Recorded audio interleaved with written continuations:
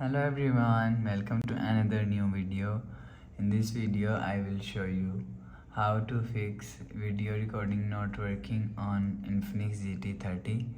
Let's start the video. First of all, if you want to fix this problem, go to app library. Here click on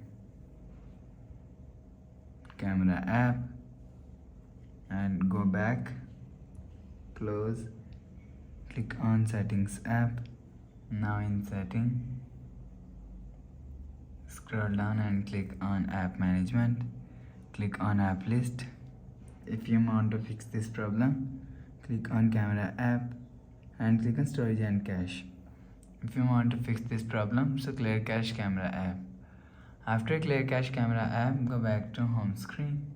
You will see your problem is solved. But if it not solved, click on settings app.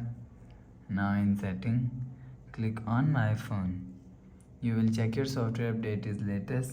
If it not latest, update your software latest. After update software latest, go back to home screen.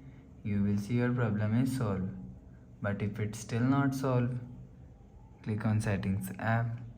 Now in settings, scroll down and click on app management. Click on app list.